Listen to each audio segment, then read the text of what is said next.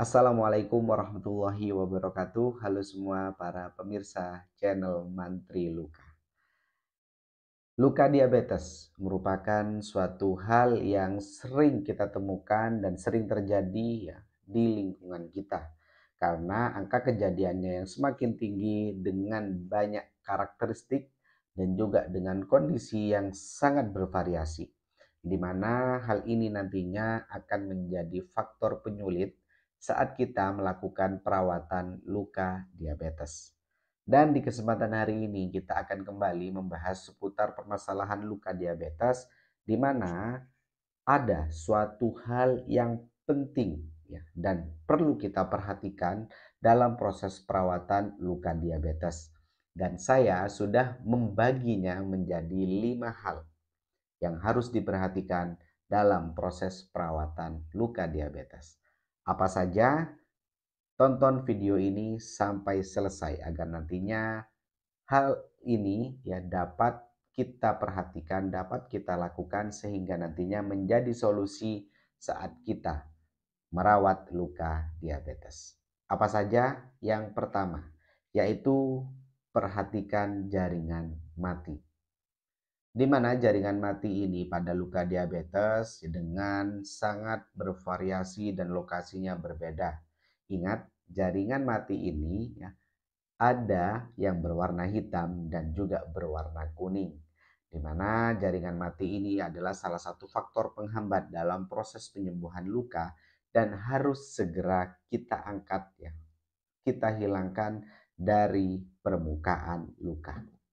Apabila jaringan mati ini tidak kita angkat ya, maka yang terjadi adalah infeksi dan juga terjadi perluasan kerusakan saat jaringan mati ini tidak kita ambil dengan segera.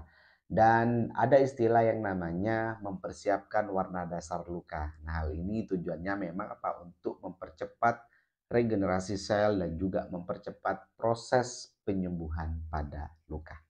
Oke, itu dia hal yang pertama. Perhatikan jaringan mati ataupun manajemen jaringan mati. Selanjutnya adalah kontrol etiologi. Etiologi di sini yaitu erat kaitannya pastinya dengan gula darah. Di mana saat terjadi luka diabetes, apabila gula darah tinggi, maka yang terjadi adalah kesulitan kita dalam proses penyembuhan pada luka. Dan cenderung sekali biasanya luka tersebut perkembangannya sangat lama dan resiko terjadinya infeksi sangat tinggi. Karena gula darah yang sangat tinggi, maka suplai oksigen, nutrisi ya sebagai pelindung ataupun support terhadap proses penyembuhan pada luka tersebut terhambat. Maka yang terjadi ya tentu saja adalah delay ataupun terhambatnya penyembuhan pada luka. Oke, perhatikan etiologi yaitu kontrol etiologinya ataupun penyebabnya. Selanjutnya adalah kelembapan yang seimbang. Ya, di mana kelembapan yang seimbang di sini tujuannya adalah untuk proses autolisis debridement dan juga untuk menumbuhkan jaringan ya.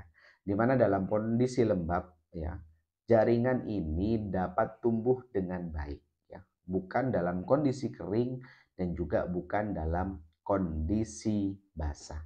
Tapi kondisi lembab ya, di mana kondisi lembab ini memang perlu kita terus praktekkan ya bagi rekan sejawat, di mana saya sudah banyak sekali menjelaskan mengenai salep-salep yang saya gunakan untuk proses autolisis ataupun melembabkan jaringan dan juga ya proses untuk menumbuhkan jaringan ya, khususnya jaringan granulasi ya.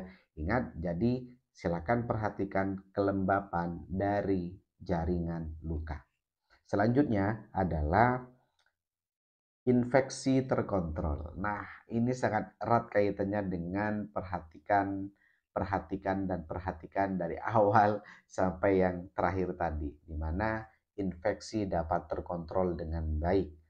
Salah satu penyebab kenapa luka diabetes ini sulit sembuh ya dan juga terjadi perluasan, terjadi melebar ya saat kita rawat luka tersebut adalah terjadinya infeksi. Infeksi merupakan salah satu faktor penyulit yang sangat-sangat rumit pada kasus diabetes. Saat terjadi infeksi, maka yang terjadi yang awalnya luka hanya kecil saja, maka yang terjadi saat infeksi biasanya dia langsung melebar, ya, terjadi peradangan, terjadi inflamasi, terjadi lubang, mengeluarkan nanah, terjadi kehitaman pada kaki, pada jari juga ya, sehingga nantinya itu beresiko terjadinya infeksi dan berakhir di kamar operasi, yaitu amputasi. Nah, hal itu silakan. Bagaimana cara kita untuk mengontrol infeksi? Yang pertama adalah kita harus mengkonsumsi antibiotik yang baik, yang cocok dengan kondisi luka, yang cocok dengan bakteri yang ada pada luka tersebut, ya. Dan juga kalau bisa silakan konsultasikan kepada dokter penyakit dalam agar nantinya Agar nantinya dapat diberikan antibiotik yang cocok, antibiotik yang sesuai dengan kondisi luka tersebut. Ya, itu dia. Selanjutnya adalah support sistemik. Nah, support sistemik di sini memang banyak sekali yang harus kita lakukan, di mana hal ini memang tujuannya untuk support terhadap proses penyembuhan pada luka diabetes. Yang pertama yaitu diet dan aktivitas fisik, ya. Di mana diet dan aktivitas fisik ini ya tidak luput dari yang namanya diet karbo, diet manis, diet lemak, ya. Untuk apa? Untuk support agar nantinya gula darah dapat terkontrol dan dapat mempercepat proses penyembuhan pada luka. Selanjutnya adalah medikasi, di mana medikasi ini dibutuhkan obat-obat oral support dari tenaga medis lainnya, ya, ataupun bisa kolaborasi dengan tim nutrisi, ya, ahli gizi, tim laboratorium, dan juga mungkin bisa kolaborasi dengan fisioterapi, ya, untuk aktivitas fisik yang baik untuk pasien-pasien diabetes mellitus. Oke. Selanjutnya adalah manajemen stres, ya. Di mana manajemen stres ini ini pengaruhnya sangat besar sekali ya bagi kita. Agar kenapa? Kalau kita stres, maka secara metabolisme, secara hormonal dalam tubuh kita itu juga akan terganggu.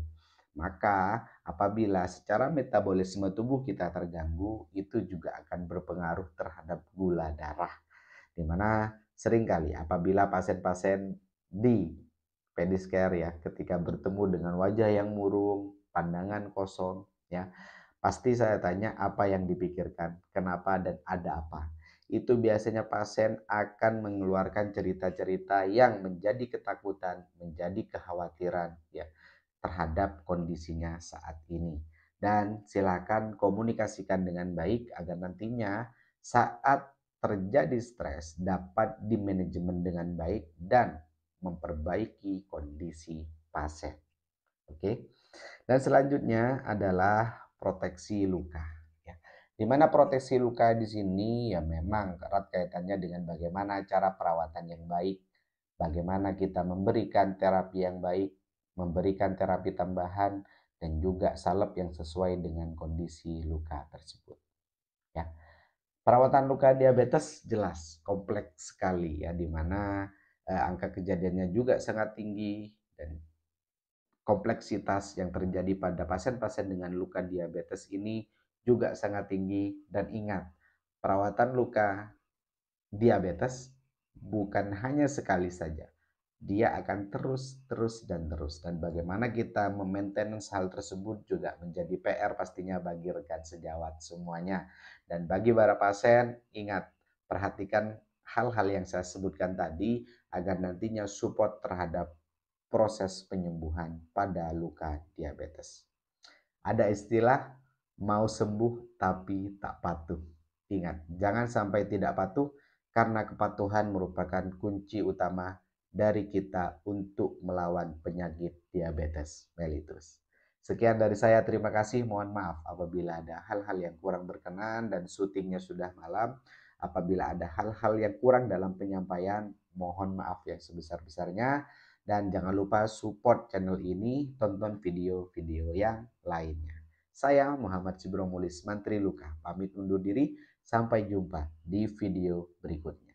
Wassalamualaikum warahmatullahi wabarakatuh. Ada luka, ingat Mantri Luka.